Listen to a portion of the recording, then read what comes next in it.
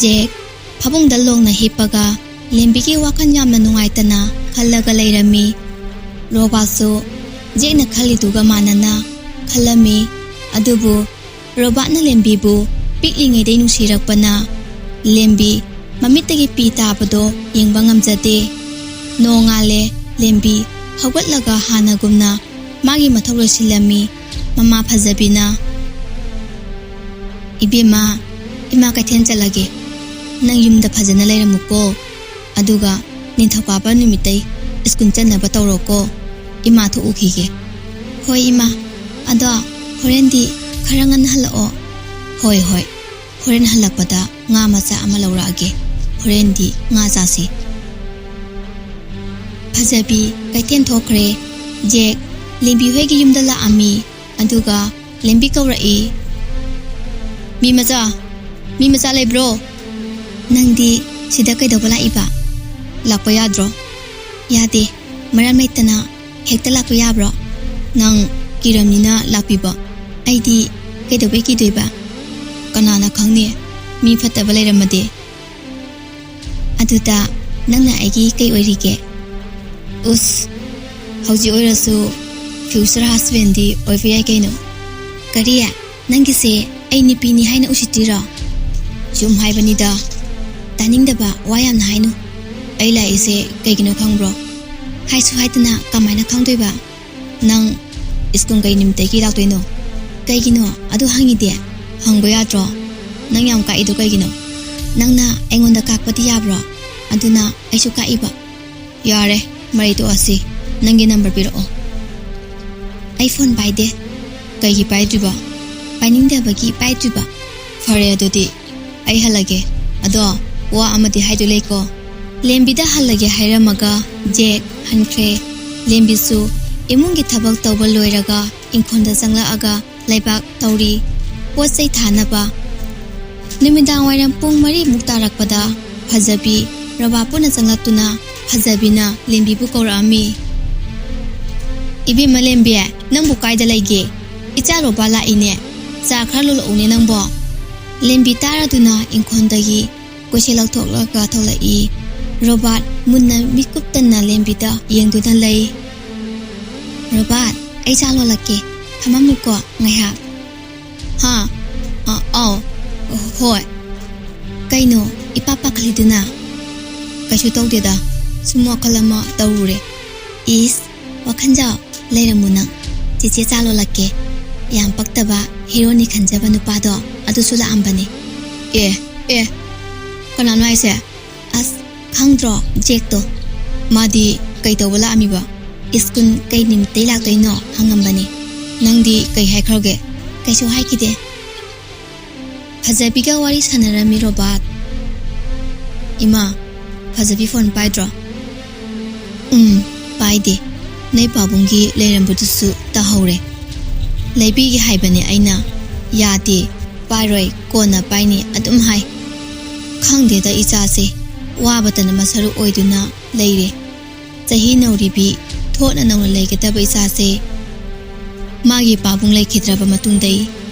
ichase yamna wajare da robot ima aisu leirisidi aikhoidi nomagi sura sabani mapa leiringaidadi warasu kharadi phaido haujiti lembinaga nupi oire nupa macha oiramradi khara fadawni yamna henjina sukhanuda ekhoi mayam leisidi ima robot cha thakse hoi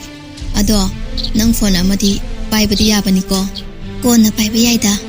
imung yamna wari ado nangdi 12 loiradi mapalamda chalaltine walisidi 11 exam fau loidri aina charkrasu nang ausina ba yate ko ai nangi phone ama leirake heipa sariba aibu yamna ngausina ba mira leirakanu phagi tawbane chaurabo chaudeda aduneba aina haibada chauri khangeba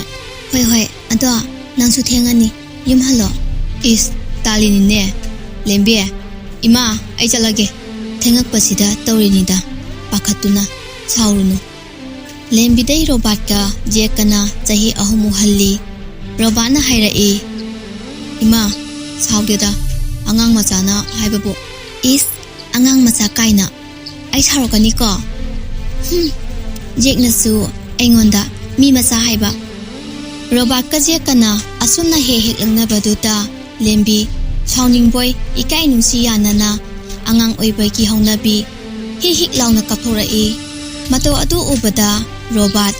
lembi bu matha nungda je da kolaga themlinglami adubu robot phagi tawbane angang macha ai soigare ai lanjare ai matungda hairaroiba nangi da usitaba ma yauri ye khangde ai chalage hai amulake chaninglaga chachawna ai nangonda kaisu khamde oi angang macha hayeng sawa pharamuko nathong natte ai di sauni sarnuba ai lanjare haijarareba hayeng lakpada asapo mayam lerake angang macha ni na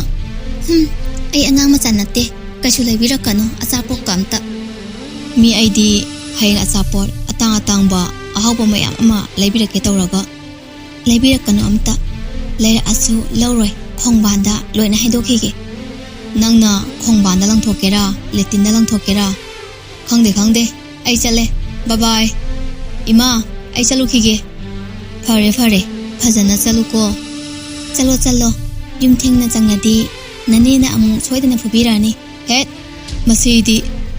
wahai asi hairamlaga robasu mayuma kai pangkre losing leibi mamana matam leiba khibikta machabu cheksinna chena jabana magi mathauni afaba poktak biduna machabu wari sabirami mama phajabina lembida hairami nupi haiba city dili khoribi ing tapi lamcha sajat phajabi ahal lamanda thakchi sang naina chatpasini nupi aikhoi giti lemjaphamni ima ai imani yadaba thaba nasana kaidangda tawroye ima ichana tawi haibana tiye imana tungda soidana ba haibane hoi ima nachaloina khangi fare adudi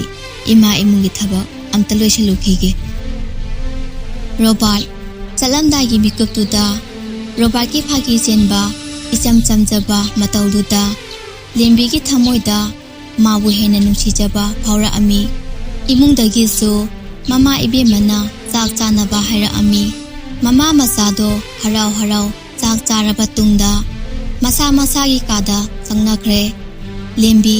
lari puthoktuna pari numidang pung 12 makhai tarakpada lembi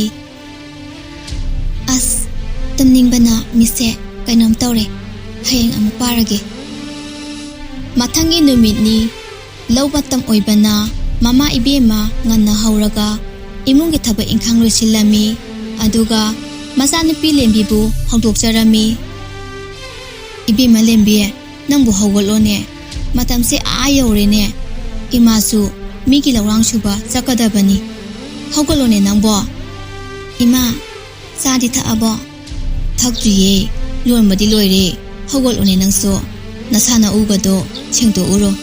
ima icha puna sa thaknaba hoi ima ngarang khara thengna larik pabagi khara thengdo khare laisabinabu yaho asuk yamna thengladi hayengwai luhongladi kamai tongni mina kitangda nayumni takpiraktabra hekta haidoini ima mau oira patungda kaigino nupina nomphado yaho thengbada ngangnarise mau oirati magi mapuroiba mane maku yumnuda leiriba mi khudima yanaba chatoini moina pendaba nungaitaba chongningba leirasu nganglasu chairasu tumina leidoini moi sawba phare hairakanda ngasai moina chaiba ngangba tawbado nangnasu sawdanaba moibu wakhan ta hangadabani imana harise gyan taidana ibema as ima aidi imagi nakta adunai ke ko yade nupi haisidi magi asingba yumdi yumlang sagai olaba matamda magi mapuroibagi manakta laigadabani adubune karigumba nangna yumlang sagai onkiba numitudai yumduda leiramba mi khudima nungsinana leiminagadabani ko hoi ima ai isa sengtu urage hoi chakto ima thibirage lembi masa sengtokpa loiraduna mapanda tholakpada robot leptuna leirami Is khangi he ayungana la isibu kai lege kaisu laite nangi kainoma porakpane kai puraina aina pidoise nangbu logadrane as kaino bom oiramati imai cha siro hairo aduna kadade amu phajlaino aduti karino hairodana adubro nangi phone ama lairakpane adu pigena laine lembi chapam khaji hanjinduna hairai Robert ai lawroida lembi nangna lawdrabati ai nungairoye andui nati Robert aduti kaige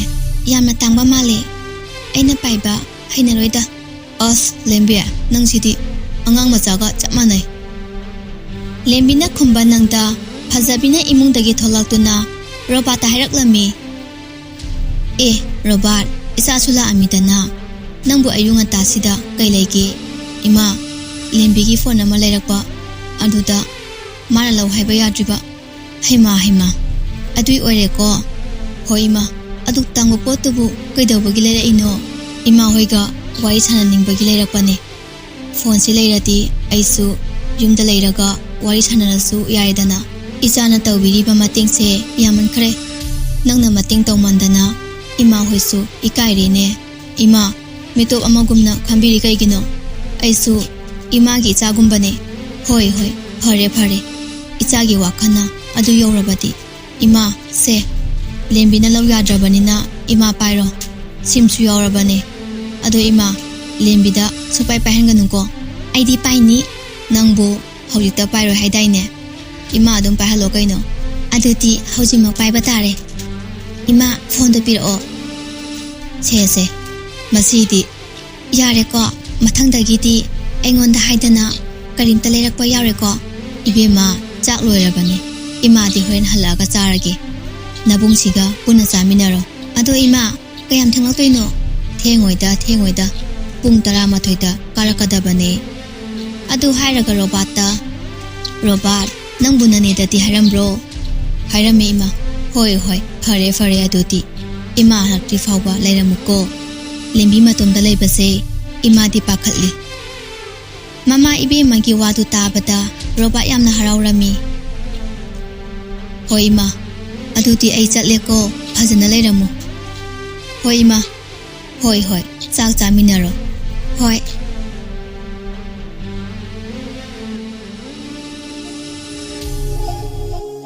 Story Collection channel asibu like, share, subscribe, comment sungsoi soidana tawbiramu soi khilan khiba yarabasu viewers khudingmak na ngakpiyu